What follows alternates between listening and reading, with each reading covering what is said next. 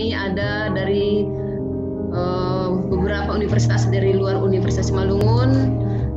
Terima kasih kepada Universitas Labuhan Batu, Universitas Harapan Medan, ada STMCI Medan, ada dari Politeknik Negeri Medan, dari Universitas Pembangunan Pancabudi, dari Universitas Prima Indonesia, dari IKIP PGRI Pontianak, ada dari STAI Rokan Bagan Batu, ada dari Universitas Prima Indonesia, dari Politeknik Ganesha, ada dari Darmagung, dari Universitas Islam Sumatera Utara, dan dari Budi Dharma sendiri dari Stikom Tunas Bangsa, Universitas Asahan, Universitas Nahdlatul Ulama Sumatera Utara, dan Universitas Dharma Wangsa, Universitas Bina Lingkungan Lubuk Linggau, dari Kemenkes Medan, dari ini yang jauh dari Universitas Tadulako, ada juga dari Trunojoyo, dari Universitas Papua juga, dari Bengkulu UNU, Universitas Muhammadiyah Bengkulu, dari Universitas Lancang Kuning Pekanbaru, ada dari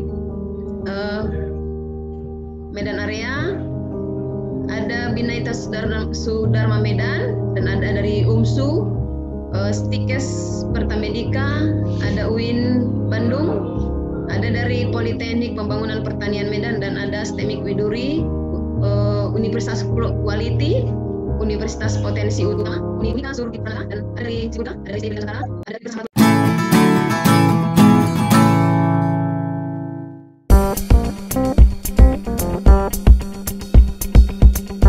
cari jurnal yang sesuai. Misalnya gini, Bapak Ibu ada naskah, Bapak Ibu mau publis ke jurnal internasional, ya.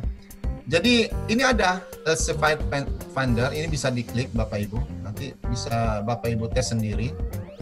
Ya. Nah ini misalnya Journal Finder Elsevier, ya. Jadi isikan judulnya, isikan abstraknya, isikan keywordnya Bapak Ibu. Jadi di sini ini adalah suatu jurnal yang dipubliskan oleh Elsevier. Ya. Jadi isikan dulu artikel kita apa. Nah, ini saya contohkan ke artikel yang lain aja, coba ya Bapak Ibu.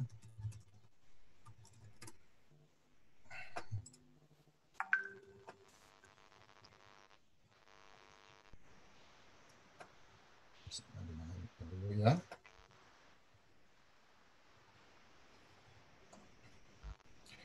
Nah, ini coba ada judul artikel yang sudah bahasa Inggris.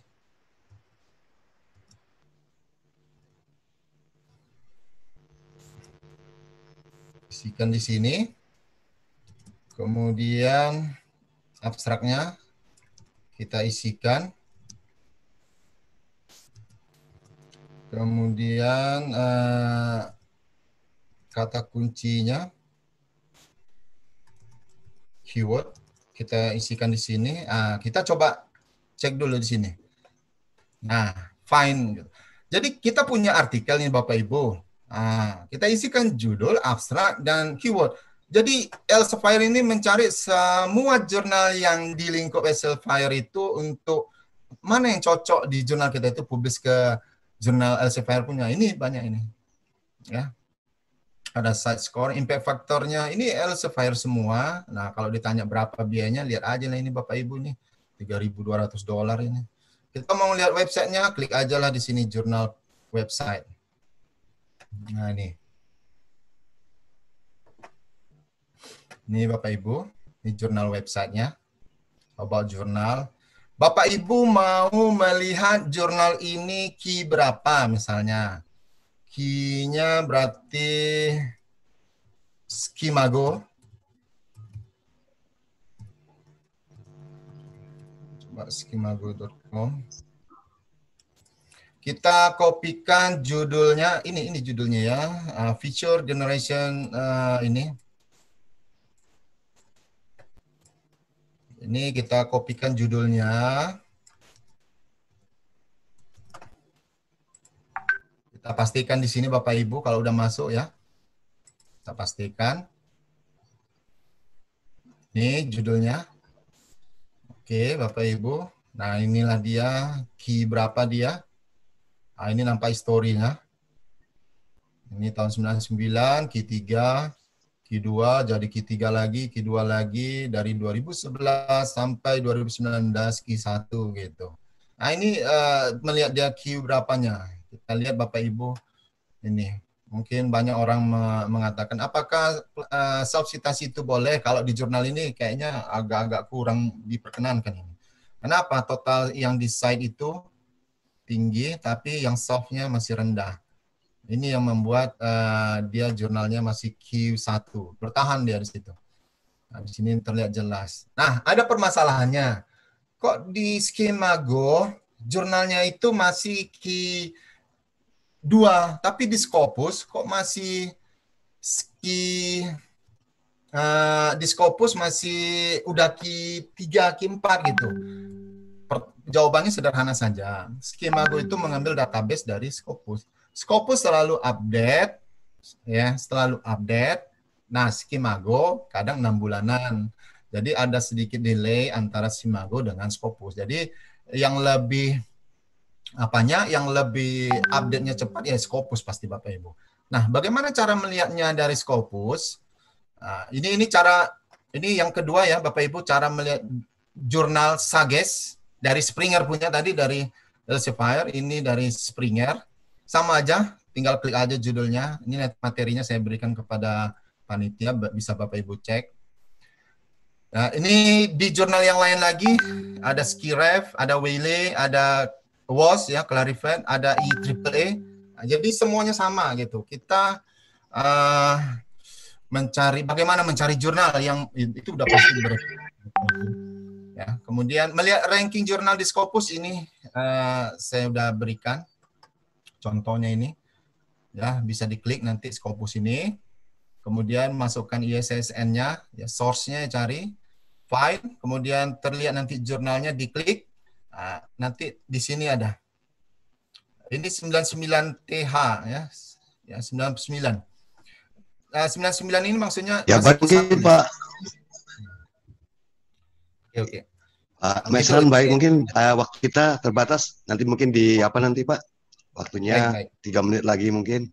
Oke, sudah selesai Pak, karena itu tadi yang terakhir. Mungkin itu saja cara melihat jurnal yang di Scopus.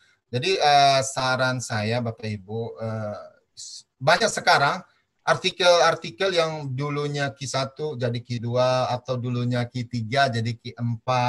Kita kadang ada agak takut juga ya.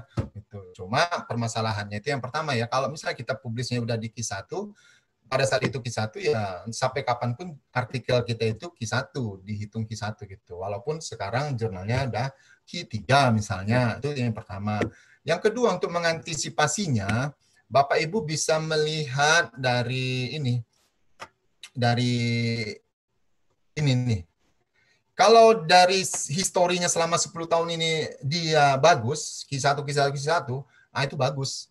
Ya, itu bagus sekali gitu. Ini jurnalnya itu baik sekali, tetap dia stabil di Q1 gitu. Kemudian yang kedua, coba perhatikan self-citasi gitu. Ya, saya sih suka membuat mensitasi diri saya sendiri sih suka gitu. Tapi kalau kita mau publis ke jurnal internasional, mungkin ini harus dihindari Bapak Ibu. Karena mereka melarang. Karena nggak bagus juga citasi ke diri sendiri. Ya mungkin bolehlah 1. Nah, jangan nanti ada 20 rujukan kita buat 4 di jurnal bereputasi, kayaknya agak-agak kena juga nanti itu. Mungkin itu yang bisa saya sampaikan di sharing kita pagi ini Bapak Ibu. Lebih dan kurang saya mohon maaf, saya kembalikan lagi kepada Bapak Moderator. Wabillahi taufiq wal hidayah. Wassalamualaikum warahmatullahi wabarakatuh. Waalaikumsalam. Ya, terima kasih Pak Mesran atas paparannya. Bapak Ibu, kita sudah mendengarkan paparan dari Bapak Mesran, ya, dari mulai judul, pembahasan sampai kepada tips di dalam bagaimana kita membuat strategi sehingga tulisan-tulisan kita bisa menembus kepada jurnal nasional terakreditasi ataupun jurnal-jurnal internasional. Mungkin ada waktu kita sekitar 25 menit ya untuk diskusi untuk sesi pertama ini sebelum nanti kita lanjut kepada Bapak Dodi tentang referensi manajer. silakan mungkin yang saya lihat di WA Group sudah ada pertanyaan-pertanyaan yang ditujukan, nanti akan dijawab. Tapi mungkin di kesempatan ini kami persilakan kepada Bapak Ibu yang ingin bertanya kepada siapa, Pak Mesran atau Pak Anggiat Sinar, silakan kami beri kesempatan untuk sesi tanya jawab untuk termin yang pertama ini.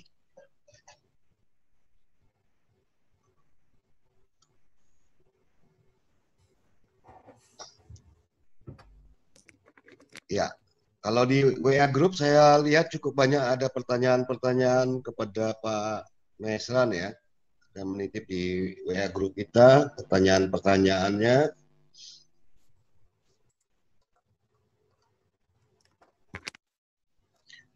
Ada yang bertanya silakan.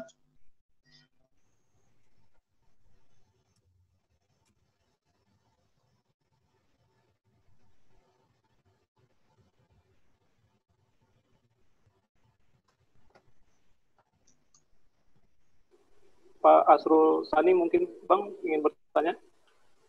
Ya silakan Pak Asrul Sani. Terima kasih Pak.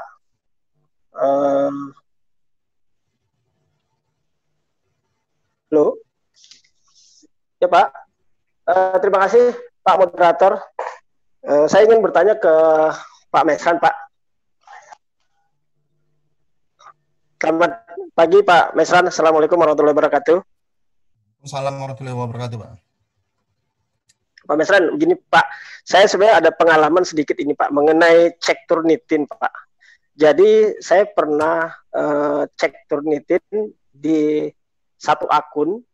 Nah itu terlihat similarity-nya cuma 19% waktu itu. Tapi karena waktu itu saya submit-nya kurang lebih sebulan kemudian, saya submit ke salah satu conference di Indonesia untuk internasional. Nah, setelah itu mereka cek similarity-nya via Turnitin juga. Nah, saya dapat laporan dari mereka, dapat review dari mereka, ternyata similarity itu tercatat 69%. Dan catatannya 69% itu adalah ke-refer ke tempat saya waktu pertama cek Turnitin tersebut, Pak, di akun yang saya pakai. Nah, akhirnya saya coba komplain ke akun tersebut, ke akun yang saya pakai itu, tapi ternyata memang tidak ada jawaban sampai sekarang. Nah, salahnya saya waktu itu memang saya tidak itu, Pak. Saya tidak save hasil similarity saya, itu aja saya kesalahannya. Jadi saya ada pengalaman yang mungkin benar-benar, jadi begitu cek similarity Turnitin saya harus save pertama kali itu. Berapapun hasilnya saya mesti save. Mungkin itu Pak Mesran. Terima kasih, mungkin Bapak ada pengalaman. Terima kasih. Assalamualaikum warahmatullahi wabarakatuh. Oke, baik Pak ya. Memang itu salah satu kendala Bapak. Langsung saya bahas, saya jawab Pak ya. Ya langsung Pak, langsung. Ya. Kalau akun pada saat kita memiliki akun, yang pertama ya student ya, misalnya student, pastikan betul minta bahwa itu no rep. Jadi kalau dia no repository, pada sudah kita simpan, itu bisa kita delete. Nah, mendelete-nya itu biasanya di akun instruktur. Nah, banyak orang yang menawarkan akun student itu yang repository kadang tersetting gitu, tersetting. Nah, ini kendalanya gitu ya. Jadi ya betul yang dialami Bapak Asrul Sani tadi bahwa itu terlihat di dalam data base Scopus gitu. Similarity-nya tinggi. Namun yang dikatakan dia similarity tinggi ini kan pada naskah yang dipublikasikan gitu. Bagaimana kalau dia similarity-nya pada naskah yang belum dipublikasikan? Saya rasa itu tergantung dari editor jurnal gitu. Dia memahami tidak namanya preprint, postprint ataupun suatu manuskrip gitu. Nah, itu tadi gitu. Kalau saya selagi dia belum dalam bentuk publikasi, belum publikasi itu kan berarti dipublis oleh suatu institusi atau lembaga yang berkompeten gitu, yang memiliki ISSN, ISBN ataupun yang lainnya, majalah, koran gitu. Nah, itu masih bisa diterima seharusnya karena dia tidak dipublis. Nah, itu berarti kita harus memahami yang apa yang namanya postprint, preprint ya, dari suatu manuskrip ilmiah. Jadi itu, jadi mengantisipasinya Pak ya sebaiknya hasil cek pertama itu disimpan gitu. Kemudian yang antisipasi kedua pastikan jangan no repository. Jangan yang repository, bisa dihapus gitu. Karena nanti kendalanya adalah mungkin satu ya, kalau yang ngeceknya itu tidak bisa menggunakan exclude. Nah, itu yang susahnya gitu. Exclude itu maksudnya kita bisa mengabaikan ini dari makalah kita yang sama, itu kita exclude. Nah, itu pasti rendah jadinya. Mungkin itu saja Pak yang bisa saya sampaikan Pak Nasrul. Baik. Saya kembali Terima kasih. Terima kasih Pak Mesran. Dilanjut Pak. Terima kasih Pak Moderator. Ya, terima kasih Pak Asrul Sani. Ada mungkin yang lain, tapi sebelumnya saya bacakan ini Pak Mesran. Ada pertanyaan dari Pak Amir Mahmud, Stikom Tunas Bangsa ya. Dari soal sisi pembahasan ya, di introduction, selalu kan boleh tidak kalau dari solusi ke masalah, karena selama ini umumnya katanya dari masalah ke solusi. Mohon tanggapan Pak Mesran. Gitu. Pembahasan dari solusi ke masalah. Ya, mungkin masalah, satu ya. Ya. Nah, ini dari Pak Agus Windarto ya. Pak Agus Perdana Windarto dari Stikom Tunas Bangsa. Ya, memang pada dasarnya suatu artikel ilmiah itu banyak orang ke masalahnya dulu baru solusi gitu ya. Ke masalahnya dulu baru solusi. Nah, kalau menurut saya ini tergantung dari yang mau kita buat itu seperti apa gitu. Kan kita dibuat di judul sudah ada problem, masalah. Kita sudah ada method dan kita sudah ada result gitu. Di judulnya saja sudah ada hasilnya itu seperti apa gitu. Ya kan? Hasilnya seperti apa. Jadi kalau menurut saya itu bisa dimixkan di introduction gitu. Bisa dimixkan di introduction. Artinya akan lebih baik ya kalau misalnya kita sama dengan menawarkan suatu produk gitu. Jadi permasalahan yang ada itu ya kalau dibuat masalah-masalah kayaknya kurang enak juga untuk dibaca selalu. Memang selalu seperti itu gitu. Nah, ada baiknya kita menawarkan solusinya harusnya seperti ini gitu. Menjawab dari permasalahannya yang ingin kita yang kita temuin, karena pada saat kita membuat suatu artikel kita udah tahu solusinya, kita udah tahu masalahnya, dan kita udah tahu cara penyelesaiannya. Itu kan beda dengan suatu penelitian. Kalau penelitian saya yakin problemnya dulu gitu, tapi kalau artikel ini kan hasil dari penelitian, pasti sudah ada solusinya yang kita mau buat. Cuma bagaimana memixkan supaya jangan sampai pembaca lebih tidak memahami. Kenapa? Biasanya masalah baru solusi gitu. Wah, ini solusinya baru masalah gitu. Supaya karena itu biasanya kan seperti itu, menghindari kesalahpahaman dari pembaca aja gitu. Artinya kita harus memixkan untuk membuat alur cerita yang lebih baik lagi. Karena di judul saja sudah ada problem, udah ada metode, udah ada result gitu di judul gitu. Kenapa tidak di introduction kita buat seperti itu? Cuma bagaimana penyampaiannya itu kembali lagi ke kita. Nah, mungkin itu saja Pak. Pak Moderator. Terima kasih Pak Mesran. Ya, mungkin masih ada waktu kita 5 menit lagi untuk mengakhiri sesi ini. Coba mungkin ada pertanyaan dari Pak Ronald Watriantos itu yang minta tips ini Pak Mesran bagaimana meningkatkan sitasi dan tipsnya, triknya katanya. Melihat di Google Scholar cukup banyak sitasi Bapak. Mungkin bisa dijelaskan Pak?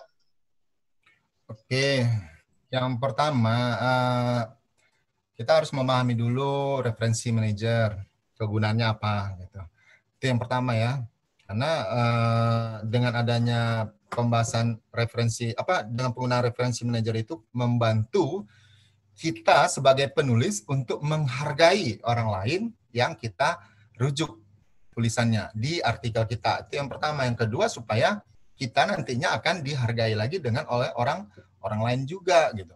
Yang pertama, kita gunakan referensi manager yang baik. Yang kedua, kita melakukan kolaborasi dengan penulis-penulis sebidang. Ya, ini yang perlu Bapak Ibu pahami.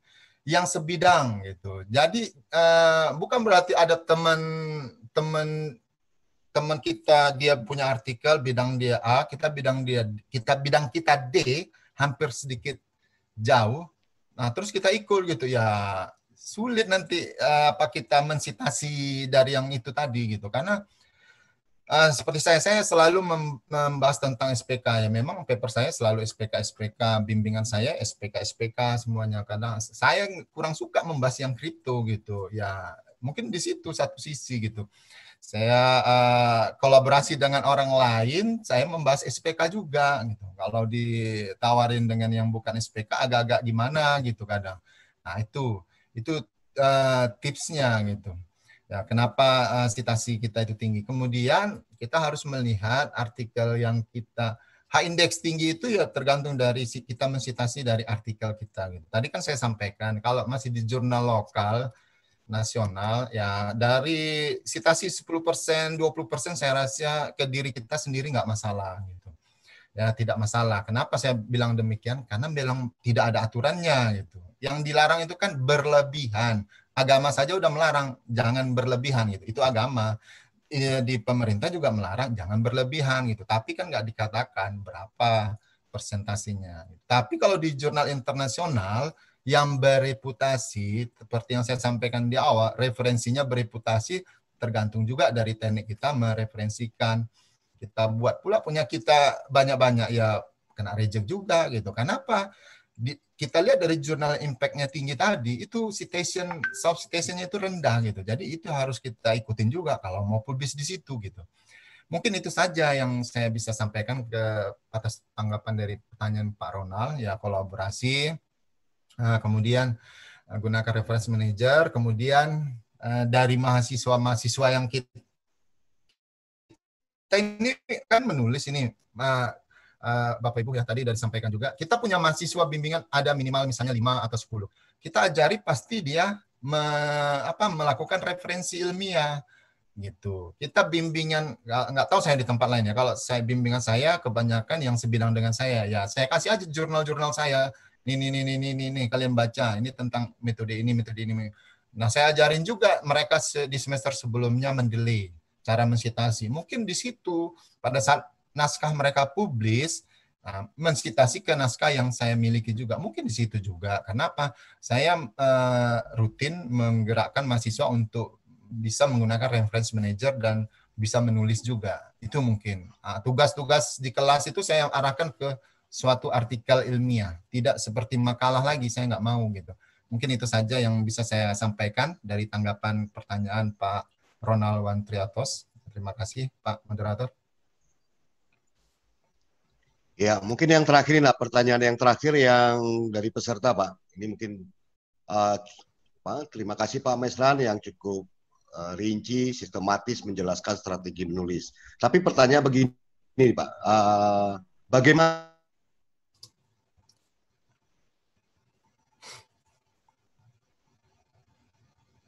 memulai atau mengeksekusi ide atau gagas jurnal? Itu pertanyaan dari Pak Jalatua Hasugian. Itu mungkin yang terakhir Pak pertanyaan kita di sesi ini. Saya kembalikan ke Pak Mesran. Oke ya, pertanyaan dari Pak Jalatua Habungaran Hasugian. Jadi di sini saya mengajak ya kepada Bapak Ibu dosen ya. Yang pertama ya Bapak Ibu, kalau kita ini mengeksekusi ide gagasan gitu. Biasanya ya, orang yang membuat artikel ilmiah rutin dia membaca artikel-artikel yang sudah publis juga. Itu biasanya ya.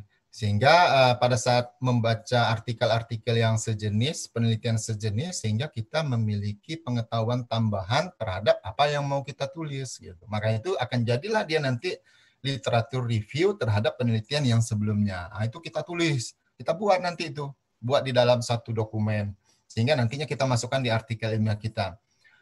Mengeksekusi gagasan, ide gagasan. Oke, apabila ide gagasan kita itu terlalu tinggi cakupannya, mungkin supaya kita bisa untuk menulis saja ya Bapak Ibu, mungkin bisa Bapak Ibu kita mengarahkan kepada mahasiswa kita. Kalau saya sudah meninggalkan tugas-tugas kuliah dalam bentuk makalah, karena menurut saya itu nggak ada gunanya, ya makalah-makalah yang ya mengulas satu-satu biasa yang nggak ada gunanya. Saya mengarahkan mahasiswa saya ke ini, ke artikel ilmiah gitu. Ya membuat makalah ya artikel ilmiah maksudnya, bukan makalah tentang ini. Dah halaman 1 sampai terakhir dia copas dari internet, tidak. Ya, saya memang mengarahkan seperti itu. Sehingga apa? Minimal 4 halaman saja. Gitu. Saya mengajari mereka bagaimana literatur review, bagaimana menggunakan referensi manager. Nah, seperti itu yang saya lakukan. Ya, ujung-ujungnya adalah saya juga jadi banyak membaca artikel-artikel orang lain tentang metode yang saya ingin ajarin gitu. Ya, secara otomatis ya ibaratnya kita memahami loh, ini di artikel ini kadang tidak dibahas tentang begini. Artikel ini tidak bahas tentang gini-gini. Nah, kenapa? Mahasiswa kita itu paling malas kalau melihat sesuatu makalah yang langsung ada hasilnya, tapi tidak ada langkah-langkahnya. Itu kadangnya. Kenapa? Mereka kan butuh bagaimana mengeksekusi rumus, bagaimana memasukkan ke tahapan-tahapan metodologi risetnya. Itu bisa kita ajarkan ke mereka gitu. Nah, otomatis kita menjadi paham sendiri apa yang mau kita kerjakan dan kita juga ada punya pasukan. Itu pasukan saya bilang mahasiswa itu ya. Artinya apa? Mereka sudah ada artikel nanti bisa disetor ke kita. Kita lihat lagi, wah ini layak untuk dipublis lagi. Secara nggak langsung apa Bapak Ibu? Kita sudah menulis 2, ya kan? Kita perbaiki lagi kalimat dari punya mahasiswa, kita publiskan lagi. Nah, nama kita nama keempat lah boleh. Nah itu maksudnya. Jadi ide gagasan kita itu nggak semuanya kita harus eksekusi gitu. Kita kasih aja ke mahasiswa bagaimana pandangan dia. Kasih lagi ke mahasiswa yang lain bagaimana pandangan dia. Pasti mahasiswa itu akan membuat dengan gaya mereka sendiri. Gitu. Ya kita terima walaupun memang belum layak untuk dipublis, nggak apa-apa kita terima. Tapi dari situ kita mulai belajar nantinya untuk membaca-baca artikel ilmiah yang ada di jurnal-jurnal, apalagi jurnal internasional. Sangat baik sekali gitu penyampaiannya. Mungkin itu aja Pak Moderator. Ya, terima kasih Pak Mesran. Terima kasih buat teman-teman yang sudah bertanya, karena waktu juga sebenarnya cukup menarik, tapi karena kita dibatasi oleh waktu, mungkin sesi pertama kita sudahi. Terima kasih untuk paparannya kepada pemakalah kami, Bapak Dr. Anggiat Sinulat dengan Bapak Mesran. Kita akan lanjut untuk sesi kedua teman-teman. Ini yang cukup penting juga di dalam mendukung, seperti apa yang sudah disampaikan tadi Pak Mesran, bahwa reference manager itu sangat mendukung bagaimana tulisan kita bisa publish. Banyak sekali reference manager yang digunakan, mulai dari EndNote, ada Jotero, ada Mendeley, dan lain sebagainya. Tapi bagaimana untuk menggunakannya, menerapkannya, mengaplikasikannya, ini kita akan dengarkan paparan yang akan disampaikan oleh narasumber ketiga kita, Bapak Dodi Siregar, yang cukup familiar dengan salah satu reference manager yang umum digunakan, yaitu Mendeley. Kepada Bapak Dodi kami persilakan, Pak.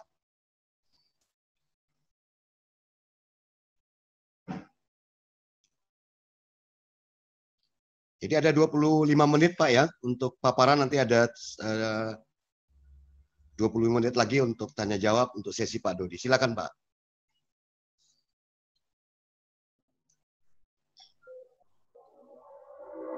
Baik, terima kasih Pak Moderator, Pak Marulam MT Sinormata atas kesempatannya. Pertama sekali yang saya hormati Bapak, Ibu Rektor Universitas Malungun, Ibu Dr. Kori MSI, beserta Wakil Rektor, para Wakil Rektor, kepada Ibu Kepala Lembaga Penelitian, Ibu Dr. Chandra Purba, Magister Pertanian, Bapak Moderator, dan Bapak narasumber tadi yang sebelumnya sudah terlebih dahulu memaparkan materinya, Pak Dr. Anggiat Sinulat, Pak Mesran, kandidat doktor, belum ya? Masih butuh waktu ya Pak ya. Nah, saya sapa dulu beberapa teman juga yang nggak asing juga bagi saya ini. Dengar suara saya Bapak ya? Cukup bagus Pak. Cukup bagus, oke. Ada Bu Risma Munti, ini Pak Agus Perdana, ini dari kampus tetangga USI, dari Stikom, Stikom Siantar itu, Ibu Anita Purba, Ibu Teng Sawe, Saskianto Manggabarani dari Inkes PT Medan ya, Adinda nih, Amir Mahmud Siregar tadi dengan Pak Khairuddin juga, Bu Joli, dan lain-lain yang mungkin nggak bisa saya sebut satu-satu. Ini beberapa teman yang sudah sering berinteraksi dengan saya dan kami di berbagai media sosial maupun secara tatap muka. Nah, baik Bapak Ibu sekalian, jatah saya ini sebenarnya dari peserta yang hadir ini sudah banyak familiar, bahkan lebih familiar dengan saya dari saya gitu sebenarnya. Tapi yang namanya berbagi, sekecil apapun itu, ketika jadi manfaat, mudah-mudahan jadi kebaikan dan jadi amal bagi penyampaiannya. Nah, saya share dulu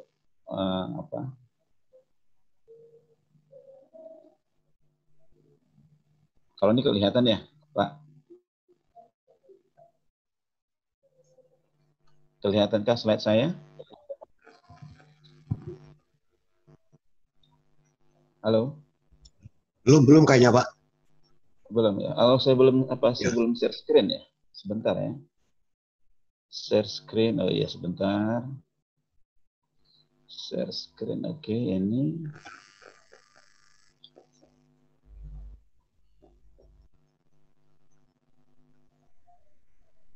Sebentar ya.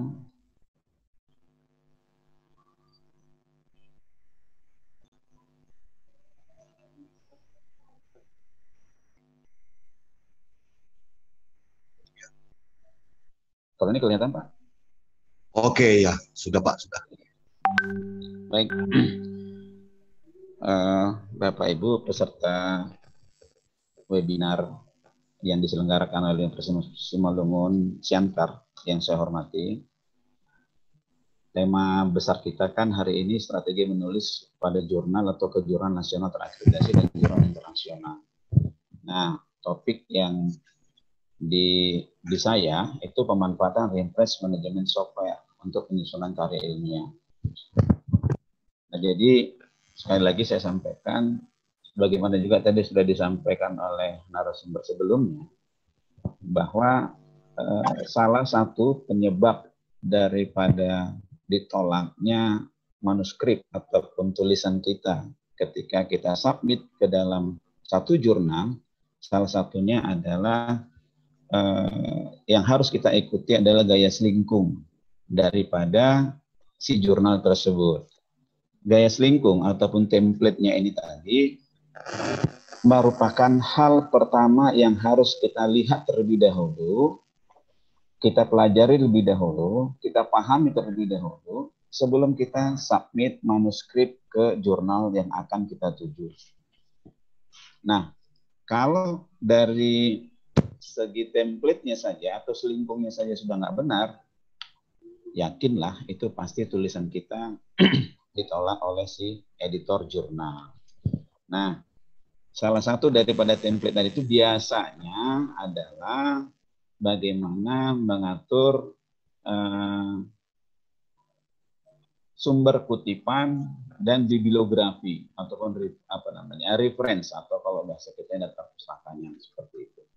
Nah, kalau sebentar ya Pak Ibu ya. Mana nih tadi ya? Sebentar, saya share screen dulu. Kalau yang mana nih ya?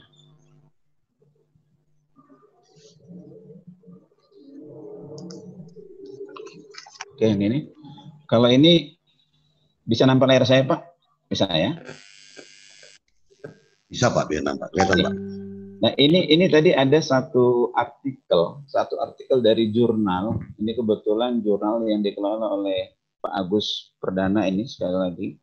Jadi sebelum ini saya tadi minta link jurnalnya, dan ini barusan saya download file salah satu artikel dari file PDF ini sudah Sinta 4. Saya mau lihat tadi, jadi Bapak Ibu yang akan yang akan kita bahas di sini salah satunya ini adalah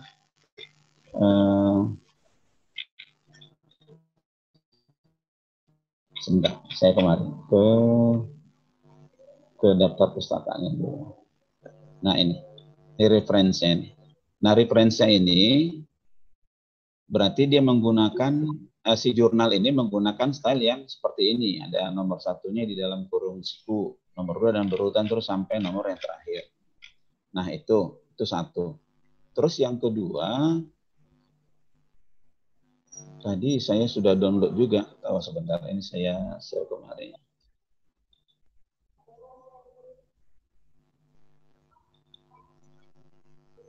Oke, tapi itulah kira-kira begitu ya.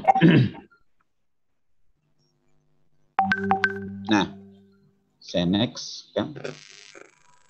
Nah, sebagai pengantar dulu, dalam berbagai karya ilmiah sering ditemukan bentuk pengutipan serta daftar rujukan yang beragam. Nah, daftar pustaka berisi informasi tentang sumber pustaka yang telah dirujuk dalam artikel. Format perujukan pustaka mengikuti cara tersendiri. Sekali lagi tadi, cara atau gaya daripada jurnal yang akan kita tuju itu kita cari tahu dan kita pahami dulu.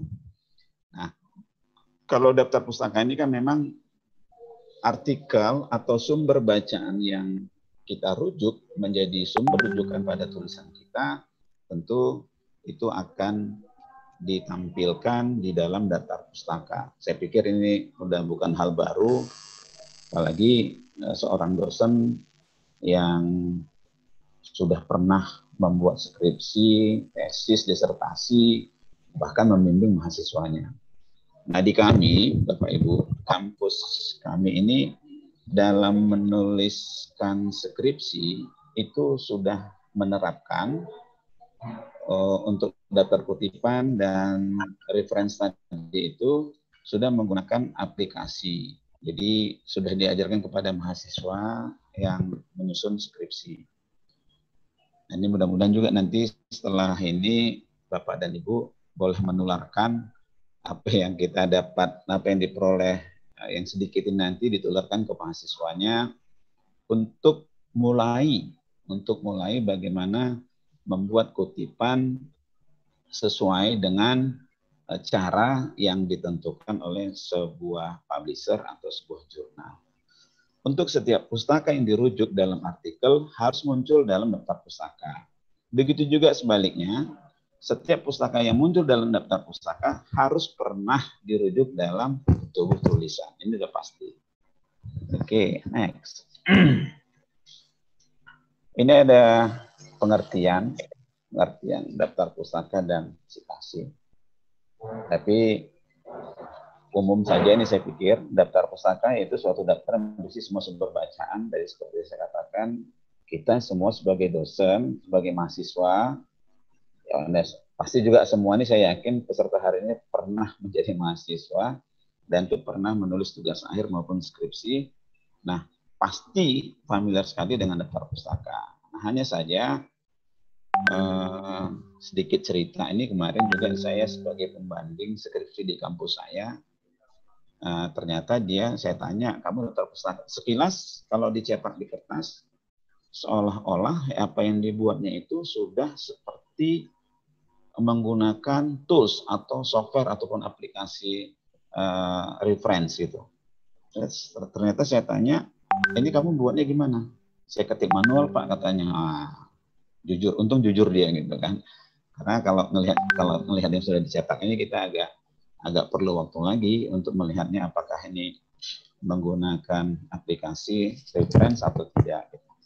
Nah, jadi saya katakan ke dia, coba kamu bimbingan lagi agar digunakan terus, sebab panduan penulisan skripsi di kampus kita ini sudah ada dan itu menggunakan ini saya bilang begitu. Nah, itu daftar pustaka. Citasi adalah daftar pustaka dari sejumlah dokumen yang dirujuk atau yang dikutip oleh sebuah dokumen, dan setiap daftar pustaka dokumen tersebut dimuat dalam bibliografi dokumen yang mengutip secara khusus mengkaji pengarang karya lainnya. Nambahi barangkali yang tadi ditanyakan Pak Ronald kepada Pak Mesran juga, tips menaikkan citasi gitu ya. Salah satunya adalah kita mau tak mau, suka tak suka, memang menggunakan aplikasi untuk memanajemen sumber kutipan kita ini. Mau tak mau, suka tak suka gitu. Bapak moderator juga tadi bolak-balik sering menyebut aplikasi itu ada EndNote, ada yang lainnya, ada Mendeley seperti itu. Nah, jadi bisa gunakan itu. Karena kalau dengan menggunakan itu, baru ada impact-nya kepada orang yang kita sitir, orang yang kita citasi tulisannya. Sebab kalau dengan cara manual, itu tidak akan ada berimpact kepada si pemilik artikel yang kita kutip. Nah, itulah nanti juga sekali lagi kita juga udah familiar dengan istilah Google Scholar itu apa, gitu ya. Scopus itu apa, dan sebagainya. Proceeding itu apa, dan sebagainya. Nah, jadi kalau penulisan citasinya, cara mengutipnya nggak benar, di referensinya hampir bisa dipastikan jumlah citasi terhadap artikel kita tidak akan bertambah. Kalau tentang tipsnya tadi barangkali sudah disampaikan Pak Mesran. Dan yang berikutnya, apa sih manfaatnya ini gitu ya? Apa manfaatnya ini gitu? Manfaatnya adalah bagian dari upaya untuk menghindari plagiarisme dengan memahami berbagai model citasi, cara membuat citasi atau kutipan dan menuliskan daftar pustaka. Ini salah satu manfaatnya. Karena kan saya yakin juga lah Bapak Ibu sekalian ini mayoritas atau mungkin saya katakan semua lainnya ada pesertanya adalah dosen. Nah, setiap kampus pasti mempunyai panduan dalam kalau konteksnya skripsi gitu ya. Tapi kalau kaitannya ke jurnal, panduannya itu di template itu atau ada istilah di situ nanti ada author guidelines. Itu harus kita baca dulu sebelum kita submit manuskrip ke sebuah artikel. Jadi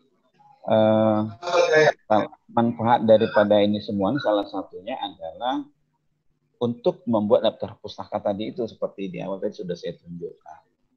Manfaat lainnya merupakan bentuk pengakuan terhadap si autor sebelumnya gitu. Bahkan kita gunakan juga itu sebagai untuk mendukung atau memperkuat dasar daripada tulisan yang sedang kita buat atau yang akan kita submitkan. Manfaat yang lainnya adalah ketika itu membuat saling mensitir atau mensitasi dengan berkomitmen pada kejujuran intelektual dapat terus dikembangkan dan dijaga. Maka tidak ada lagi kekhawatiran akan adanya tindakan plagiat. Jadi di sini kata kuncinya adalah kejujuran. Beberapa studi kasus yang saya temui, saya sedikit tarik dulu terhadap mahasiswa adalah dia ketika berdiskusi dengan judul penelitiannya, itu seringkali saya paling mudah caranya adalah judul dia itu pure 100% saya copy paste atau saya ketik ulang ke Google, saya cari, ada yang pernah memang ketemu 100% memang nyontek dia gitu, si mahasiswa ini. Nah berarti kan artinya apa situ? Sudah tidak ada kejujuran padanya gitu. Nah tentu kita sebagai dosen itu tentu akan tertolak. Nah di kita sebagai peneliti di sini kapasitasnya dosen sebagai peneliti tentu juga kejujuran harus kita pegang teguh. Nah salah satunya adalah banyak cara untuk menghindari ketidakjujuran ini. Gitu. Untuk mengetahui ketidakjujuran juga banyak gitu. Seperti tadi juga sudah disinggung tools yang digunakan untuk mengecek kemiripan, untuk mengecek atau similarity itu bisa pakai plagiarism checker X, bisa yang lebih lagi itu ada pakai Turnitin atau Identikit. Nah, tapi yang umum barangkali di kita itu plagiarism checker X dan Turnitin lah ya. Nah, semestinya Bapak Ibu semua milikilah akun-akun tersebut gitu. Tapi saya bukan ambasador mereka ya, bukan berniat untuk jualan juga gitu, tidak. Tapi sebaiknya itu kita milikilah. Karena sebagai dosen, sebagai peneliti, yang tidak terlepas dari salah satu tridharma perguruan tinggi itu adalah penelitian, dan nanti pasti akan bersinggungan, akan berkepentingan terhadap tools-tools tadi itu yang saya maksud. Nah, ini ada beberapa perangkat lunak untuk manajemen referensi.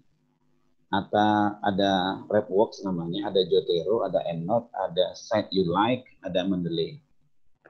Dan mungkin juga akan ada yang lain, tapi yang populer gitu ya digunakan ini yang 5 ini. Nah, di lingkungan saya, ya, lingkungan saya ini dalam artian di kampus, di teman-teman yang nongkrong gitu ya, lebih familiar dan lebih banyak yang menggunakan Mendeley. Alasannya satu aja sih. Yang pertama free, yang kedua mudah menggunakannya. Nah, saya jujur dengan perangkat lunak manajemen referensi yang lain tidak begitu familiar. Jadi nanti izinkan saya di dalam sesi berikutnya, di waktu yang berikutnya, sesi berikutnya ini, setelah ini nanti saya akan coba menerapkan atau mendemonstrasikan penggunaan perangkat lunak manajemen referensi yang dengan nama Mendeley ini. Manajemen perangkat lunak atau reference management software Mendeley desktop, karena Mendeley ini juga ada versi webnya ya. Seperti sampaikan tadi, ini gunanya untuk membantu menyusun daftar pustaka dan membuat kutipan. Jadi kalau bagi Bapak Ibu barangkali yang belum begitu familiar dengan Mendeley ini, nanti coba sama-sama kita demonstrasikan. Makanya kemarin di grup WhatsApp itu sempat saya katakan, Bapak Ibu yang belum ada install aplikasi Mendeley, silahkan diinstal supaya maksimal, maksud saya hasilnya hari ini. Jadi nanti, karena kalau untuk prakteknya nggak lama sih sebenarnya, kalau untuk menerapkan Mendeley ini. Saya yakin nggak lama itu nanti. Jadi kalau bisa nanti sama-sama saja kita berpraktek gitu ya. Bapak Ibu di sana, saya di sini, nanti kita sama-sama. Nah, mengelola dokumen referensi. Jadi kalau kita memiliki Mendeley ini, samalah artinya kita memiliki perpustakaan gitu kira-kira. Jadi perpustakaan itu kan kalau di kampus kita masing-masing itu kan ada buku-buku, buku A, buku B, buku C, semua ada dalam dalam suatu ruangan perpustakaan. Yang dalam perpustakaan itu saya yakin pasti diinventarisir sedemikian rupa oleh pengelola perpustakaannya. Misalnya seperti di blok ini khusus buku tentang komputer, di blok ini khusus tentang buku pertanian, di blok ini manajemen akuntansi dan sebagainya. Dikelola seperti itu, sehingga ketika kita atau pengunjung perpustakaan mau mencari buku yang bertajuk komputer, ngapain dia mesti ngelihat ke blok bagian pertanian gitu. Nah, sama seperti itu kira-kira di Mendeley ini. Mengambil metadata dokumen referensi. Oke, bisa kita gunakan untuk mengambil metadata ya. Mengelompokkan serta hal lainnya. Jadi intinya kalau kita sudah punya Mendeley desktop ini, kita sama dengan sudah mempunyai perpustakaan pribadi gitu lah kira-kira. Nah, apabila dalam hati barangkali Bapak Ibu saat ini, kalau cuma membuat daftar pustaka seperti saya tunjukkan tadi itu, ada kurung siku, ada angka 1, kurung siku tutup. Toh pakai Microsoft juga bisa kok. Ya memang benar bisa. Bahkan di Microsoft juga ada fasilitas untuk membuat referensi. Hanya bedanya kalau pakai Mendeley ini kan sudah online. Artinya Bapak Ibu ketika menuliskan sebuah artikel dan harus berinteraksi dengan Mendeley ini, dimanapun berada dan kapanpun, kita tinggal login saja di akun Mendeley kita. Oke, silakan dimainkan terus gitu. Tetapi kalau menggunakan Microsoft Word, nah di situ bedanya. Apalagi kita sudah sempat berganti laptop atau berganti PC mengerjakan artikel kita itu. tentu kita akan mengulang lagi dari awal. Jadi bedanya kalau pakai Microsoft Word, kalau kita memang bisa dalam kondisi ngetikkan artikel itu pasti pakai laptop pribadi dimanapun dan apapun, is okay barangkali. Tapi kalau saran saya ya gunakan yang online sajalah, seperti Mendeley ini. Nah, gaya penulisan kutipan. Sebuah kutipan adalah cara memberitahukan kepada pembaca bahwa materi tertentu dalam tulisan berasal dari sumber lain. Kan ini maksud kutipan ini. Nah, hanya saja ini gaya yang umum ya Bapak Ibu. Ini gaya yang umum. Walaupun bisa saja nanti ada yang begini. Aku pernah lah lihat sebuah jurnal, dia language memang bidangnya, tapi nggak pakai gaya MLA gitu ya, MLA. Ya silakan saja, nggak ada masalah. Sekali lagi, ini hanya sifatnya yang umum, yang di slide ini sifatnya yang umum. Kalaupun ada di luar ini, ya sekali lagi itu tidak masalah. Kenapa tidak masalah? Sebab gaya pengutipan itu adalah sepenuhnya haknya si publisher atau si pengelola jurnal. Kalau misalnya, ini misal nih, jurnal yang saya kelola sejarah, gitu kan, bidangnya sejarah. Tapi saya menggunakan style APA, ya silakan aja. Gitu. Sekali lagi ini adalah yang umum. Jadi kalau bidang humaniora itu biasanya gayanya MEA. Kalau ilmu-ilmu sosial seperti ekonomi, manajemen gitu kan, kalau humaniora tadi misalnya agama, apalagi hukum gitu barangkali. Bahasa itu MLA ya. Kalau sejarah ini menggunakan style Chicago. Kalau yang teknik itu biasanya kalau keteknikan komputer itu biasanya menggunakan gaya IEEE. Jadi sekali lagi, mau gaya yang mana kita pakai, kita sesuaikan dengan dapurnya suatu jurnal, gitu ya. Kalau dapur jurnal itu minta stylenya APA, ya kita turuti. Kalau nggak dituruti gimana? Jadi tolaknya tulisan kita, simpel aja. Itu sepenuhnya haknya editor. Ini ada beberapa contoh yang sempat saya lakukan ya kemarin. Saya ambil begini misalnya nih. Contohnya gaya penulisan kutipan dengan menggunakan MLA, Modern Language Association. Nah, dia bentuknya itu Sulaiman ITIL, seperti itu tampilannya. Ini gaya MLA. Padahal ini penulisnya ada 3 orang gitu sumber kutipannya ini. Nah, kalau kita menggunakan style MLA, nanti ketika membuat daftar pustaka, yang muncul itu penulis pertamanya saja. Seperti ini, penulis pertamanya ini nama lengkapnya Oris Krianto Sulaiman. Oris Krianto Sulaiman. Nah, di daftar pustaka nanti munculnya seperti itu. Ini gaya MLA. Kalau gaya American Psychological Association, APA lah ya, APA, dengan sumber yang sama, sekali lagi dengan sumber yang sama, ini tampilannya berbeda. Ini 3 orang nih, sekali tadi saya sampaikan, tiga penulis. Ini buku ini.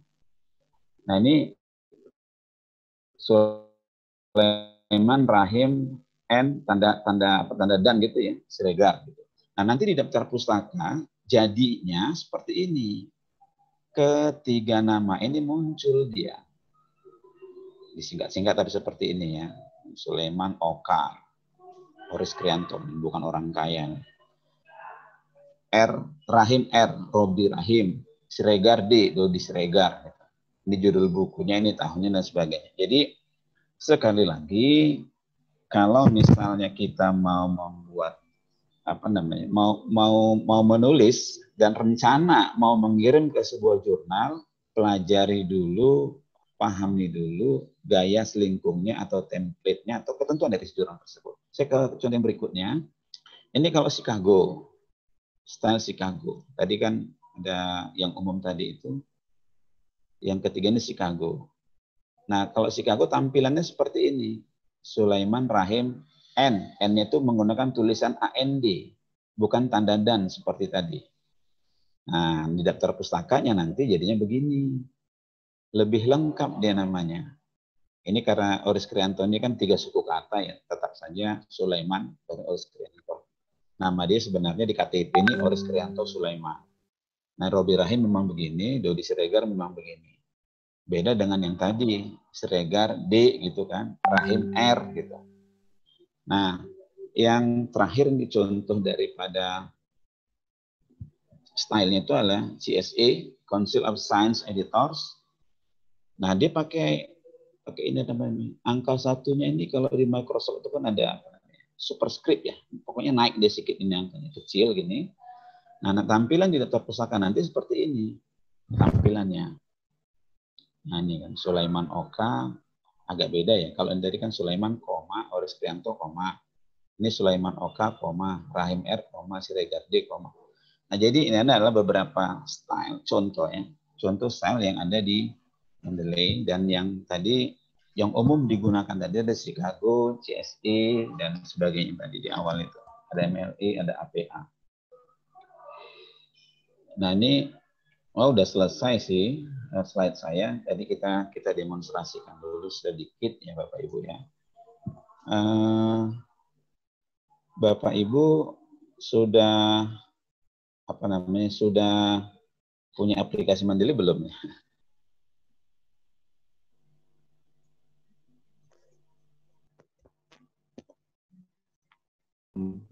Oke, ini adalah aplikasi Mendeley tersebut. Nah, kalau Bapak Ibu bagi yang belum punya, ini koneksi saya lagi buruk. Oke. Kalau Bapak Ibu belum punya aplikasi Mendeley ini, ya belum terlambat, nanti setelah sesi ini silakan saja di-download. Sesuaikan dengan sistem operasi Windows-nya. Karena beberapa aplikasi kalau pakai Windows 7 misalnya, aplikasi Mendeley-nya nanti disesuaikan. Kalau Windows 10 disesuaikan. Jadi beberapa pengalaman yang pernah saya dan beberapa teman coba, searching aja di Google dengan kata kunci misalnya Mendeley desktop untuk Windows 10 misalnya, Mendeley desktop untuk Windows 7 gitu di Google. Nanti coba di-download, tapi nggak usah heran ketika kalau ada sering gagal gitu, biasa. Nah, ini tampilan daripada Mendeley desktopnya. Nah, ini ada menu file, edit, view, dan sebagainya. Ini adalah dokumen atau file PDF yang sudah saya download dari beberapa sumber, yaitu jurnal, proceeding, mungkin juga buku. Nah, ini kok banyak kali ya gitu. Nggak banyak sih sebenarnya ini. Ini kebetulan kemarin ini beberapa sumber kutipan di sini dari pertengahan tahun kemarin saya ada beberapa teman, ada sebuah komunitas, ada menulis buku, dan buku saya sudah terbit 3 itu selama pertengahan tahun itu, sehingga nampak banyak seperti ini. Nah, jadi Pak Dodi, maaf, nggak kelihatan Pak tampilan demonstrasinya Pak. Oh, nggak kelihatan? Iya. Sebentar. Saya stop dulu berarti ya, baru saya share lagi berarti. Sebentar, mana? Oke, ini dia.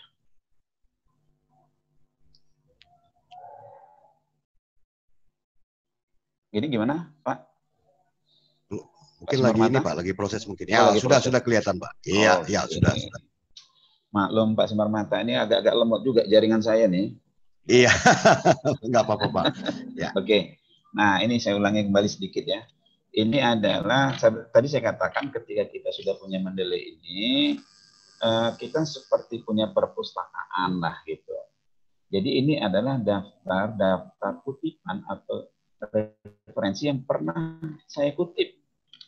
Ini termasuk ini punya salah satu pesertanya, dan Agus Pernama Mindarto ini saya kutip juga ketika saya buat buku, banyak lah. Jadi dalam tahun 2020 pertengahannya kemarin, saya ada bersama kawan-kawan berkolaborasi menulis sudah terbit 3 buah buku gitu. Jadi makanya ini kok banyak gitu ya. Dan lain tentu sumber-sumber yang lain yang pernah saya buat artikel. Jadi bagi yang belum punya, masih ada waktu lah untuk mendownload aplikasi gratisan ini, Mendeley Desktop ini. Sekali lagi, sesuaikan dengan sistem operasi pada laptop yang Bapak Ibu gunakan. Kalau saya seperti ini kan pakai Windows 10. Jadi kemarin waktu mendownload, ya saya cari Mendeley Desktop yang cocok untuk Windows 10. Nah, baik. Saya anggap, tapi sebentar.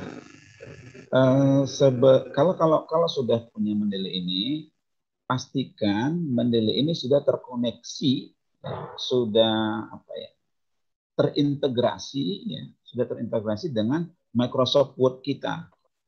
Ini tandanya begini, sebentar saya klik menu Tools, gitu ya, menu Tools. Nah, kalau sudah terintegrasi dengan Microsoft Word, berarti di sini ada tulisan uninstall MS Word plugin. Itu webnya nggak saya install ya, itu di atasnya ada menu install web importer. Ini tidak, ini belum saya aktifkan. Tapi kalau di menu tools ini ada tertulis uninstall, berarti Microsoft Word yang kita gunakan di laptop ini dengan Mendeley itu sudah terintegrasi. Kalau belum, harus diintegrasikan terlebih dahulu. Selagi kalau di sini, artinya gini, kalau Mendeley Bapak Ibu yang mungkin yang masih baru install kemarin, masih tulisannya tertulis install MS Word plugin, ya silahkan diklik saja di situ. Diinstal MS Word plugin supaya terintegrasi antara Microsoft Word yang kita gunakan dengan aplikasi.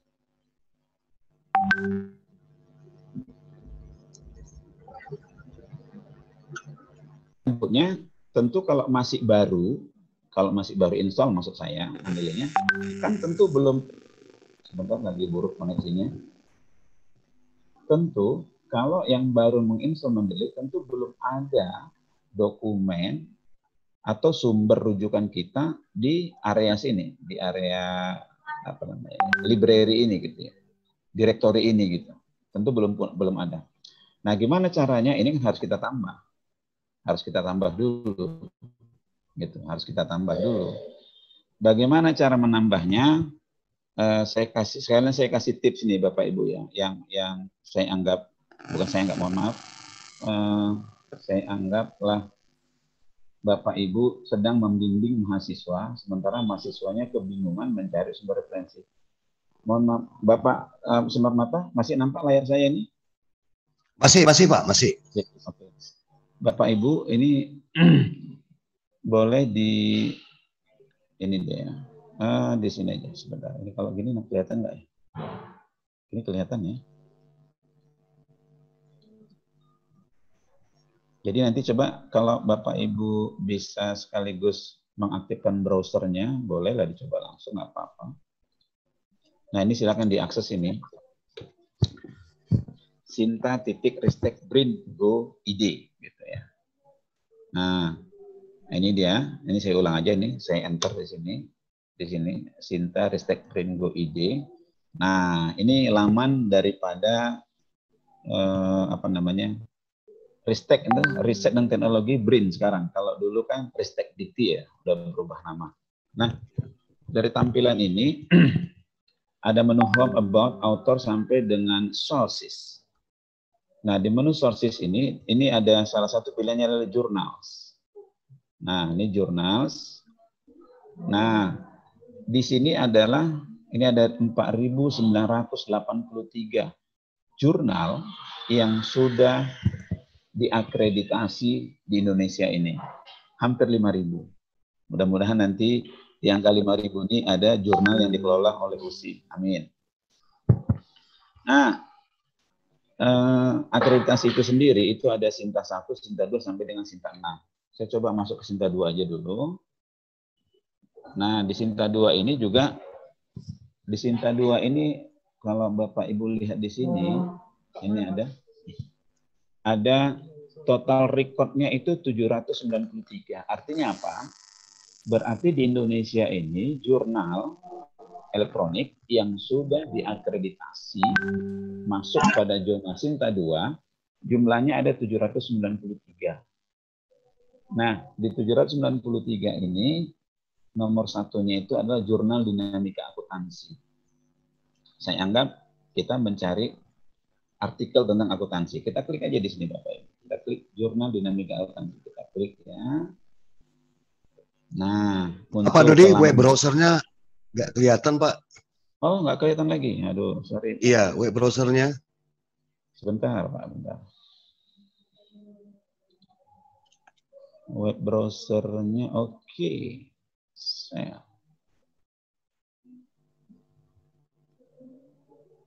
Ini kelihatan, Pak? Ya, kelihatan. Saya ulang dulu, Pak, sebentar ya. Saya ulang sedikit. Nanti, berarti tadi udah ada beberapa yang tertinggal yang saya ngomong-ngomong sendiri tadi. Oke, ini dia.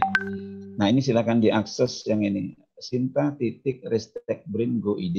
Oke, nanti di sini ada menu home, about, sampai dengan sources. Di sini ada journals. Ada journals. Nah,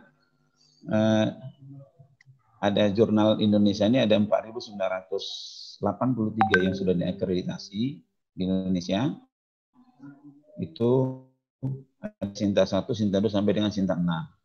Nah, saya coba buka yang Sinta. Kalau Sinta 1 ini umumnya ya sudah Scopus semua ini. Kalau yang Sinta 1. Karena kalau kita punya jurnal sudah terindeks oleh Scopus, otomatis akan masuk ke Sinta 1. Nah, saya coba Sinta 2 dulu sebagai sampel. Nah, di Sinta 2 ini ada sejumlah sebanyak 793 ini. 793 jurnal yang sudah terakreditasi Sinta 2. Nah, dari 793 ini, yang pertama itu adalah jurnal dinamika akuntansi. Nah, ini coba kita klik. Kita klik jurnal dinamika akuntansi. Oke, sebentar. Nah, nanti biasanya tampilan begini. Ini biasanya lagi di sebelah kiri sini itu tampil cover depan daripada si jurnal. Nah, di bawahnya itu ada tulisan website. Kita klik aja website ini. Jadi ini Bapak Ibu, kalau ada mahasiswa kita yang merasa kesulitan mencari sumber referensi untuk nyusun skripsi dan yang lainnya, arahkan saja kemarin ke ristekbrin.go.id tadi. Nah, sekali lagi, anggap kita mau mencari sumber referensi ataupun mau submit atau mau kirim manuskrip ke jurnal dinamika akuntansi. Ini punyanya UNES ini ya. UNES, Universitas Negeri Semarang ya. Ya mungkin itu ya. Nah, ini punyanya UNES. Jadi dari mana kita mau tahu misalnya ini jurnalnya menggunakan style yang mana ya yang digunakan, apakah APA, apakah Simago, atau yang mana gitu. Nah biasanya juga setiap jurnal ini ada menu-menunya begini kalau masih di Sinta ini. Nanti di sini ada author guidelines-nya ini. Ini ada author guidelines-nya. Coba kita klik menunya.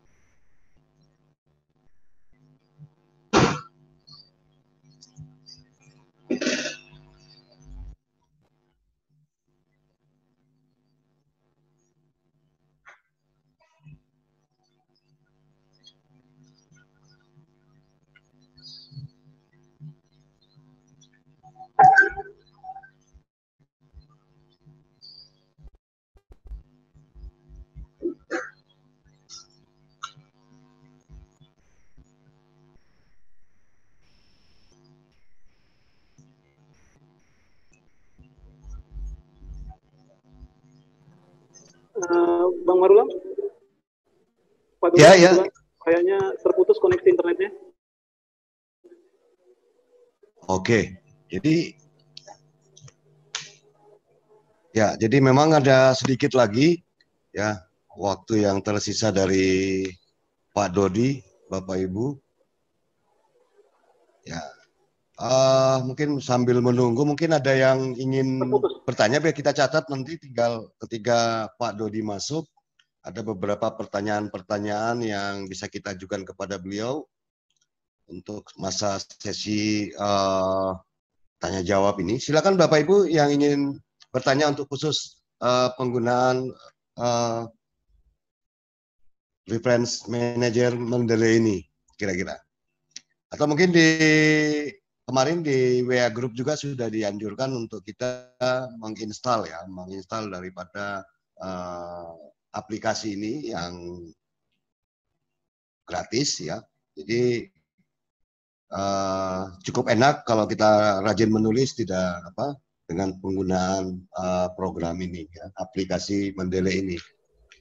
Jadi di sana tinggal menggunakan style apa yang disebutkan tadi, apakah menggunakan apa, MLA dan lain sebagainya, tinggal kita memilih saja sehingga nanti secara otomatis pengisian daftar pustaka akan tersusun dengan baik. Silakan Bapak Ibu, mungkin ada yang ingin bertanya, biar kita rekap aja dulu, kita kumpulkan pertanyaan-pertanyaan, ketika nanti setelah jaringan bagus, ketika Pak Dodi kembali akan dijawab oleh beliau. Kami persilakan, mungkin ada yang mau ditanya.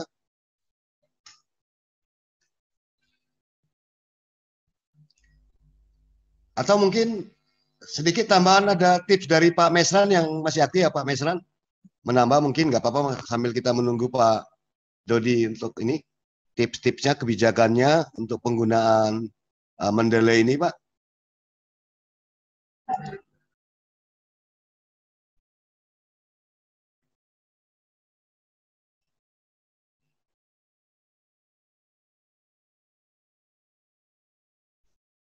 Ya, silakan Bapak Ibu, sambil kita menanti mungkin ada pertanyaan-pertanyaan yang akan dijawab ya oleh Pak Dodi Siregar nanti. Tapi khusus teman-teman yang ada di Universitas Simalungun ya,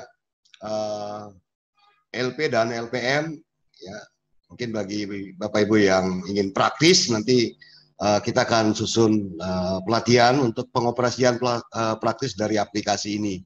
Itu udah rencana kita di tahap kedua ya, Bu Ketua LP ya. Jadi kita akan manfaatkan nanti puskom kita dalam rombel apanya tuh dengan menggunakan aplikasi Zoom Meeting ataupun dengan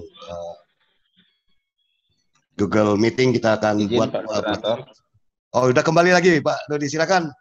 Ya, mohon maaf tadi sempat terputus. Saya udah sampai mana tadi ini ya. Kayaknya 5 menit lagi Pak ya. Waktu ya kita yang tersedia. Ya, apa-apa Pak. Ya. Tinggal demonstrasi sedikit lagi aja nih. Kelihatan Pak yang layarnya ya? Sepertinya belum di-share Pak. Oh, sorry, sebentar.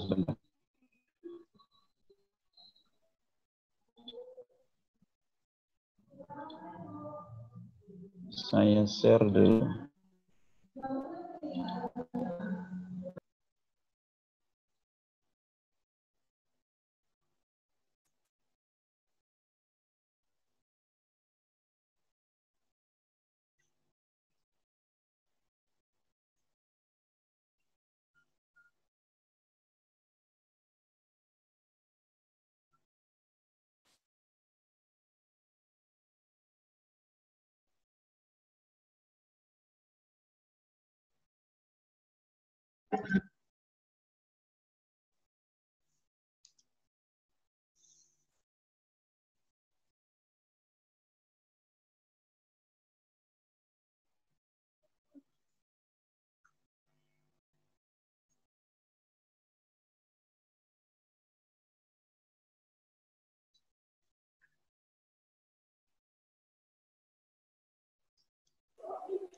Pak Dodi, silakan Pak.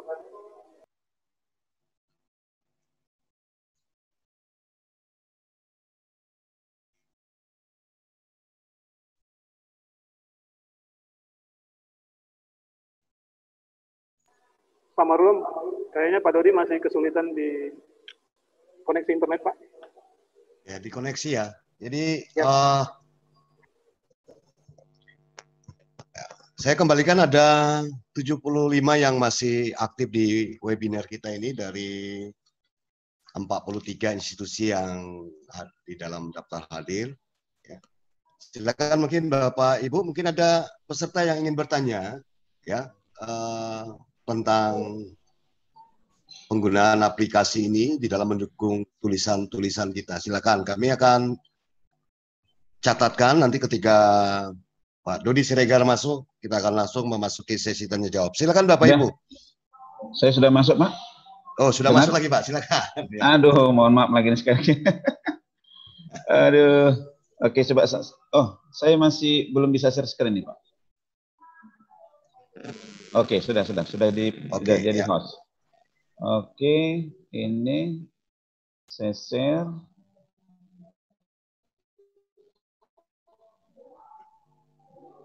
Kelihatan Bapak Ibu layarnya sekarang? Oke, sudah kembali layar ke mendelay tadi masih ya, layar mendelay sudah Pak. Nah, sudah. Ini Microsoft Word kelihatan Pak? Microsoft Word-nya kayaknya belum Pak. Oh belum. Kalau belum, saya stop dulu. Saya share lagi. Ini kan untuk demonstrasi ini sedikit lagi Pak. Mohon waktunya sedikit Ya. Pak. Tadi karena sempat terputus. Ini Microsoft Word. Kelihatan Pak?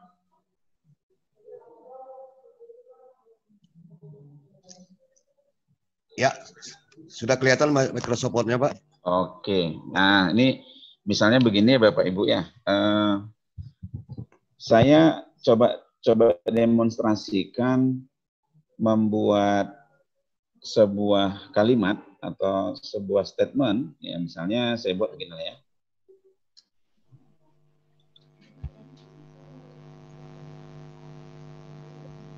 Komputer adalah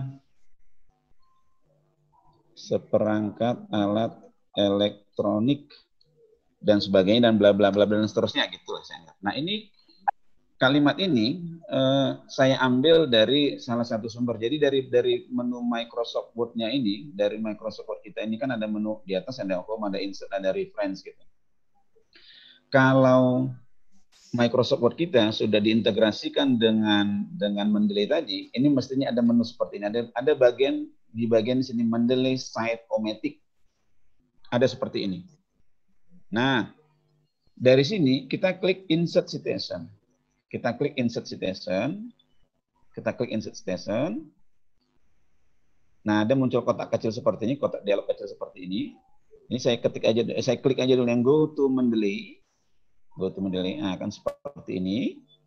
Nah, kalimat yang saya ketikkan tadi itu saya kutip dari tulisan siapa? Nah, itu misalnya kan. Saya anggaplah itu saya ambil dari tulisannya si ini. Ini saya minta mana ya? Nah, inilah misalnya nih. Nah, ini. Si Sari sama Desi ini. Lalu saya klik ada tombol Cite.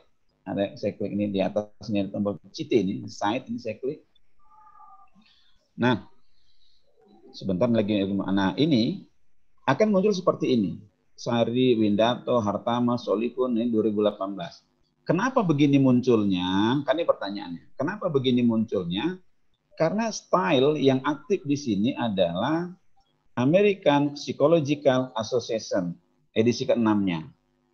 Nah, loh, kan aku nggak mau seperti ini, ya silakan diganti saja. Misalnya kita mau style IEEE. Tinggal pilih aja begini, nanti otomatis dia akan berubah. Tergantung style mana yang digunakan. Oh, itu kan bukan itu.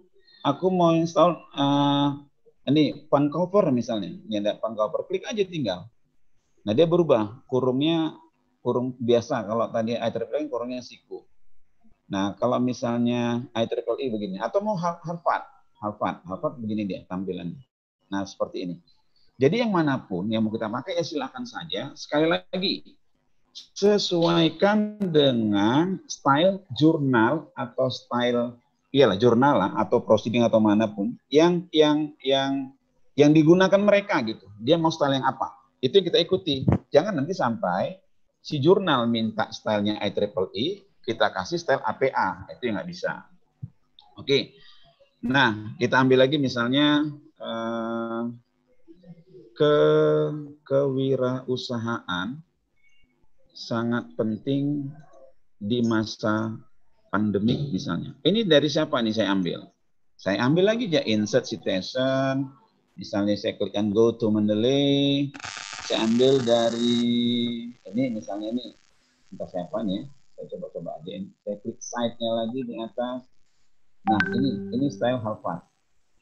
Nah lalu ini kan udah selesai. Kita anggap kita sampai di sini selesai membuat kalau di apa namanya di manuskrip untuk terbit jurnal itu biasanya kan di bagian introduction atau pendahuluan tadi kan sudah memunculkan landasan teori atau penelitian sebelumnya seperti sampaikan narasumber tadi itu sampai sejauh mana gitu ya. Nah, lantas kita buat di sini reference-nya atau daftar pustakanya. Jadi cukup sekali klik saja, Di sini tadi ada insert citation, lantas di sini ada satu tombol insert bibliografi. Insert bibliografi. Nah ini, tinggal klik saja di sini. Klik. Nah ini jadi dia. Jadi sudah selesai seperti ini.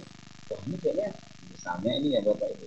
Ini kayaknya nggak kayak gini lah jurnal yang diminta. Tapi style yang lain. Tinggal ganti sekali lagi di stylenya ini saja. Klik IEEE misalnya. Oh seperti ini yang diminta. Nah otomatis dia akan berubah seperti ini. Seperti itu. Nah ini barangkali demonstrasi singkat Pak Simarmata yang bisa sampaikan, sehingga juga jam sudah 12. Ya. Peserta sudah mulai gelisah, mulai jam makan siang barangkali ya. Baik, terima kasih Pak. Terima kasih. Ya Pak Dodi, mungkin ada 1-2 dari peserta yang ingin bertanya. Ya kami persilakan. Sebelum kita nanti akan ada closing statement dari narasumber kita, mungkin ada yang ingin bertanya silakan.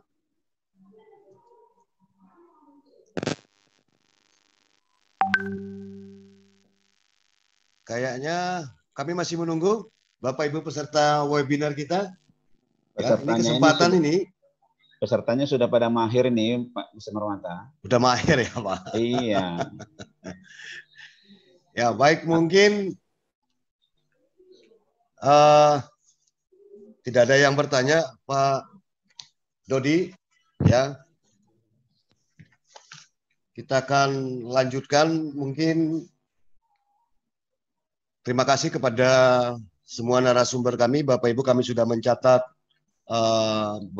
materi-materi kita ini. Terima kasih kepada seluruh peserta. Ada 78 yang kami catatkan partisipan di webinar kita ini dari 3 institusi.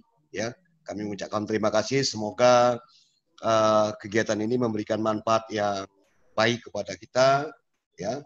Di dalam mendukung gerakan literasi, ya. Jadi gerakan literasi memang harus kita mulai dari kampus sehingga masyarakat juga akan meningkat. Demikian mungkin yang bisa kita dengarkan, kita sampaikan di kesempatan hari ini. Semoga Bapak Ibu ya mendapatkan pemahaman lebih lagi di dalam membuat strategi menulis di jurnal-jurnal nasional terakreditasi maupun jurnal internasional. Selanjutnya acara kami serahkan kepada host Ibu Dr. Tioner untuk memandu acara ini ya, karena kita akan memasuki closing statement dan lain sebagainya. Mungkin demikian yang bisa kami sapa dari kampus Bona, kampus Universitas Malungun. Saya Marulam Simarmata, saya kembalikan kepada host kita. Ya, baik. Terima kasih kepada Pak Marulam Simarmata sebagai moderator kita telah memandu acara ini. Sebelum kita tutup, kami meminta closing statement dari narasumber kita. Mungkin boleh dari Pak Dodi. Silakan Pak Dodi. Baik Bu, terima kasih. Atau dari Pak Mesran juga kalau bisa. Baik, terima kasih Bapak Ibu, terutama pihak Universitas Simalungun Siantar kepada semua peserta. Izinkan saya mengatasnamakan pemateri hari ini mewakili Pak Dr. Anggiat Sinurat, Pak Mesran, dan saya pribadi.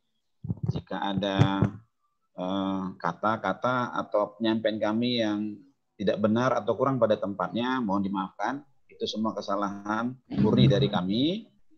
Dan apa yang kita diskusikan, kita paparkan hari ini, tentu semuanya akanlah sia-sia kalau tidak kita action. Kita harus action. Kita mulai dari diri kita sendiri. Kita mulai dari yang kecil-kecil, yang sederhana-sederhana. Kita mulailah dari sekarang. Nah, apapun ceritanya, sehebat apapun, pendapat ini kalau tidak dituangkan dalam karya tulis, hanya kita saja yang tahu dan itu akan dibawa sampai mati. Tidak bisa kita wariskan kepada generasi berikutnya. Barangkali itu dari kami. Sekali lagi mohon maaf dan terima kasih atas kepercayaan yang disampaikan kepada kami, kepada USI. Tentu ini diskusi lebih lanjut. Saya berharap kalau bisa grup WhatsApp-nya itu tetap saja bertahan. Silakan yang mau keluar silahkan. Tapi kalau bisa nggak usah dihapus, Bu. Karena itu nanti bukan mustahil akan terjadi banyak kolaborasi nanti di situ. Bisa saya nanti bidang komputer dengan bidang pertanian saling berkolaborasi buat artikel gitu kan. Dan bidang-bidang yang lainnya. Terima kasih sekali lagi kepada semua pihak. Assalamualaikum warahmatullahi wabarakatuh. Selamat siang. Terima kasih kepada Pak Dodi yang telah menyampaikan closing statement-nya. Namun sebelum itu Pak, mohon hostnya dikembalikan ke Universitas Malungun, Pak Dodi. Oke, ke Bu Tioner atau ke siapa nih? Ke Universitas Malungun, Pak. Sebentar, saya belum nampak ini Universitas Malungun ya. Yang gambar apa, Pak? Sebentar ya, saya cari. Flyer, oh, Pak, ini. Oke, flyer. Sebentar, Universitas Simalungun make host. Yes. Sudah ya? Ya, Pak, sudah, Pak. Oke. Baik, terima kasih kepada Pak Dodi. Baik Bapak Ibu dan semua peserta yang masih bergabung dengan kita atau masih aktif di webinar ini. Ini tibalah saatnya kita di penghujung acara. Namun sebelumnya kami mohon maaf jika ada kata-kata kami yang salah atau apapun yang kurang berkenan di acara webinar ini. Dan kami juga mengucapkan terima kasih kepada semua narasumber kita, Pak Dr. Anggiat Sinurat, Pak Mesran, MKOM, dan Pak Dodi Siregar, MKOM. Dan kami juga mengucapkan terima kasih kepada seluruh peserta yang menurut list kami ada dari beberapa universitas dari luar Universitas Malungun. Terima kasih kepada Universitas Labuhan Batu, Universitas Harapan Medan, ada STIP MCI Medan, ada dari Politeknik Negeri Medan, dari Universitas Pembangunan Pancabudi, dari Universitas Prima Indonesia, dari IKIP PGRI Pontianak, ada dari STAI Rokan Bagan Batu, ada dari Universitas Prima Indonesia, dari Politeknik Ganesha, ada dari Darmagung, dari Universitas Islam Sumatera Utara, dan dari Budi Dharma sendiri, dari Stikom Tunas Bangsa, Universitas Asahan, Universitas Nahdlatul Ulama Sumatera Utara, dan Universitas Dharma Wangsa, Universitas Bina Lingkungan Lubuk Linggau, dari Kemenkes Medan, dari ini yang jauh dari Universitas Tadulako, ada juga dari Trunojoyo, dari Universitas Papua juga, dari Bengkulu UNMU, Universitas Muhammadiyah Bengkulu, dari Universitas Lancang Kuning Pekanbaru, ada dari Medan Area, ada Binaita Sudarma Medan, dan ada dari UMSU, Stikes Pertamedika, ada UIN Bandung, ada dari Politeknik Pembangunan Pertanian Medan, dan ada STEMIK Widuri, Universitas Quality, Universitas Potensi Utama, Unika Surgi Pranata, dan ada dari Sibolga, ada dari STY Pelita Nusantara, ada dari Universitas Samratulangi, Universitas Batuta Medan, dan ada STISIP Al-Wasliyah Banda Aceh, dan IAIN Padang Sidempuan, dan Universitas HKBP Nomensen, dan seluruh peserta dari Universitas Simalungun. Kami ucapkan terima kasih. Demikian juga kepada Ibu Rektor dan semua Wakil Rektor 1, 2, 3, dan 4, dan seluruh dekan dan seluruh fungsionaris yang telah bergabung di dalam acara webinar ini. Kami berharap acara ini dapat bermanfaat bagi kita, dapat meningkatkan atmosfer akademik di seluruh peserta, terutama di Universitas Simalungun. Dan acara ini kami harap tidak berhenti di sini aja. Bagi Bapak Ibu yang ada di lingkungan Universitas Simalungun, bagi yang membutuhkan penambahan pengetahuan atau materi pemahaman tentang mendelay, kami dari Lembaga Penelitian dan Lembaga Pengabdian pada Masyarakat ada Pak Marulam Simarmata yang bisa membantu kita di dalam menggunakan aplikasi mendelay di dalam penulisan, karena dari narasumber kita telah kita dengarkan bahwa ini salah satu kiat bagaimana kita bisa menembus atau masuk ke jurnal nasional terakreditasi dan jurnal internasional. Nah, di akhir kata kami mengucapkan terima kasih pada kita semua. Namun sebelumnya kami minta foto bersama. Mohon kita mengaktifkan videonya. Kamera zoom-nya semua untuk sesi foto bersama kami serahkan kepada tim IT. Persilakan.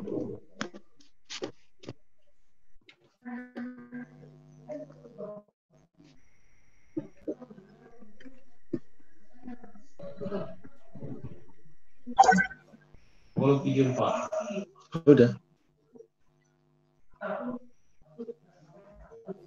Baik, terima kasih buat kita. Akhir kata kami dari Universitas Simalungun mengucapkan Boras sabur-saburan Bani Pinggan Pasu, Horas Hitaganupan, Saya Tuhan Tama Masu-Masu, yang artinya kita sehat-sehat selalu dan Tuhan memberkati. Kami sampaikan Horas, Horas, Horas. Horas.